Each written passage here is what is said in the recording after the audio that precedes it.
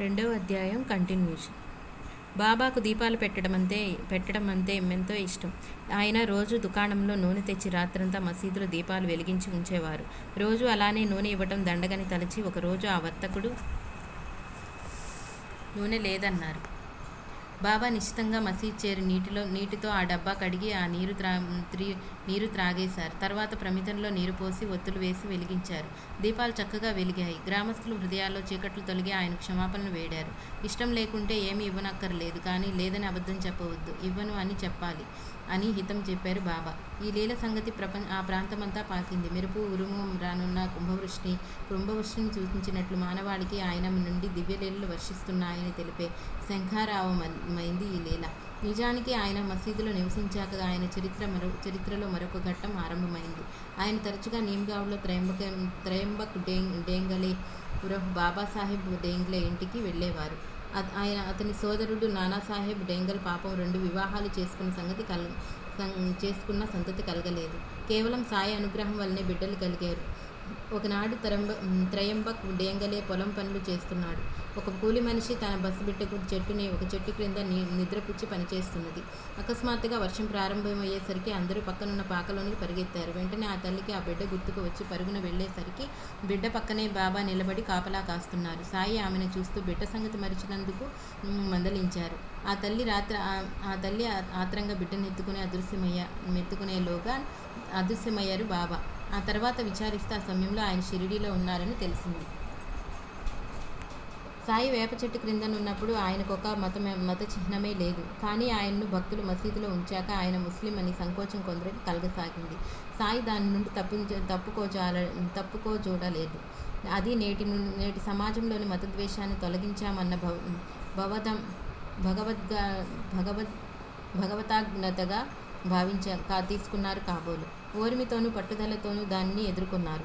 వేరు దారి లేనప్పుడు ఆయన లీలలే పరిష్కరించాయి.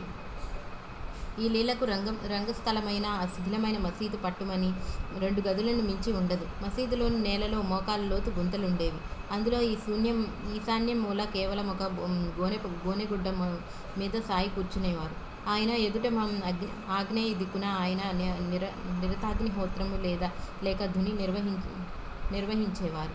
తమ ఎడమ పక్కనున్న అడ్డ చెక్కపై చేయి ఉంచి బాబా తదేకంగా దునికేసి చూస్తుండేవారు. దానికి పడమటగా నీటి కుండలుండేవి. వాటి పక్కనున్న గూటిలో ఆయన తన చిలుం గొట్టం ఉంచుకునేవారు. ఆయనకు కుడివైపు ఒక తిరగలుండేది. దానితో ఆయన తరచుగా గోధుమలు పిండిగా విసిరేవారు. అందుకోసం ఒక బస్తా నిండా గోధుమలు, ఆయన పొగ పీల్చడానికి ఒక సంచిలో నాటు పొగాకు ఉండేది. పడమటి గోడలలో గూడు నింబార్కు ఎదురుగా కూర్చొని తాము తెచ్చుకున్న భిక్ష ఒక కుండలో వేసి కలిపి ముద్దలు చేసేవారు. మొదట అచ్చటి భక్తులకు అదే ప్రసాదంగా ఇచ్చి చివరకు తాము తినేవారు. ముస్లింలు నివేదన తెచ్చినప్పుడు ఆయన ఫాతిహా చదివించేవారు. ఒక్కొక్కప్పుడు తాము కూడా చదివేవారు. భక్తులు తెచ్చిన పూలు నింబార్కు ఎదురుగా వేలాడదీసేవారు. మసీదులో ముంగిట ఎదురుగా ఒక తులసి కోట స్థాపించారు. సాయి పంపే ప్రసాదం మతభేదం లేకుండా భక్తులందరూ తీసుకునేవారు. మత సామరస్యానికి రంగస్థలమైన మసీదుకు ఆయన ద్వారకామాయి అని పేరు పెట్టారు. ఆ పేరుకు అర్థం మతభేదం లేకుండా అందరికీ 4 పురుషార్థాలకు ద్వారాలు తెరిచి ఉండేవి అని స్కాంద పురాణం చెప్పింది. అక్కడ దుని ఎందుకు అని అడిగితే అందరి పాపాలు దహించటానికే అని సాయి చెప్పారు. కుల మత భేదాలకు అతీతమై సాయి ధర్మమని ఆయన నివాసమైన ద్వారకామాయి సూచిస్తుంది. నాటి స్మృతులు శ్యామ ఇలా చెప్పారు. నేనప్పుడు బడిలో టీచర్ను. ఆయనపై నాకు విశ్వాసం ఉండేది కాదు. రాత్రిపూట స్కూల్లోనే నిద్రించేవాడిని. మసీదులో బాబా ఒకరే ఉండేవారు. బడి కిటికీ నుంచి మసీదు కనిపించేది. అందరూ పిచ్చి పకీరు సాయిని ఆ కిటికీలో నుంచి నేను గమనిస్తుండేవాడిని. అప్పుడప్పుడు మసీదు నుండి ఇంగ్లీషు, హిందీ మొదలగు భాషల్లో ఎవరో మాట్లాడటం వినిపించేది. అది బాబాయే అయి ఉండాలి కనుక ఆయన ఈ మహిమ కలవాడని విశ్వాసం నాకు కలిగింది. సాయి కీర్తి వ్యాపించటం వలన ఒక సమస్య ఎదురైంది. కండపుష్టిగల మెహరుద్దీన్ తంబూలి అనేవాడు షిరిడి ప్రాంతంలో తమలపాకులు, తాయెత్తులు అమ్ముకుంటుండేవాడు. అతనికి దివ్యశక్తులున్నాయని తలచి గ్రామస్తులు గౌరవిస్తుండేవాడు. సాయి మహిమ వెల్లడవుతుంటే అతడు ఓర్వలేక ఒకనాడు షిరిడీలో తానైనా ఉండాలి లేక సాయి అయినా ఉండాలి అని తగు పెట్టుకుని ఆ విషయం కుస్తీ పోటీలో తేల్చుకోవాలని చెప్పి బాబాపై కలియబడ్డాడు. అతడితే పైచేయి అయింది. నాటి నుండి ఆ షరతు ప్రకారం సాయి గ్రామంలోకి రాకుండా లెండి ఏటి ఒడ్డున తోపులో ఉండసాగారు. తాత్య వంటి భక్తులు ఆయన్ను అక్కడే సేవించుకునేవారు. వాళ్ళంతగా బతిమలాడిన సాయి గ్రామంలో రాలేదు. ఒకరోజు అకస్మాత్తుగా తంబూలికి హృదయ పరివర్తన కలిగి ఒక మహాత్ముని దర్గా వద్ద సాత్వికంగా జీవించదలచి షిరిడీ విడిచి వెళ్ళిపోయాడు. అతడి కండబలాన్ని బాబా ఆత్మబలము, ద్వేషాన్ని ప్రేమ జయించాయి. తర్వాత సాయి మరలా మసీదుకు వచ్చారు. 5 సంవత్సరాల తర్వాత మరొక సంఘటన జరిగింది. అహ్మద్ నగర్ నుండి జవహర్ అలీం అనే ముస్లిం ఒక రహటా వచ్చారు. అతడు పండితుడు, మంచి మాటకారి. త్వరలో అతడు ఆ గ్రామస్తులను ఆకట్టుకొని ముస్లింలకు ఒక ప్రార్థనా స్థలము కట్టించసాగాడు. అందులో ప్రజలు అతని సంకుచితమైన మత దృష్టికి అసహించుకొని ఆ ఊరి నుండి వెళ్ళగొట్టారు. అలీ పారిపోయి వచ్చి షిరిడీలో మసీదులో తలదాచుకున్నాడు. కానీ అతని బుద్ధిని విడవలేదు. మంచి మాటలతో భక్తులను ఆకట్టుకుని త్వరలోనే సాయి తన శిష్యుడని చెప్పసాగాడు. బాబా కూడా ఓరిమి వినయాలతో అలాగే మొలగసాగారు. దీనిని అలీ వాడుకోదలిచి బాబాను తీసుకొని వెళ్ళి రహటాలో ఉండగానే వాళ్ళిద్దరూ అప్పటికప్పుడు షిరిడీ వచ్చి వెళుతుండేవారు. భక్తులు అది భరించలేక బాబాను షిరిడీ తెచ్చుకోవడానికి రహటా వెళ్ళారు.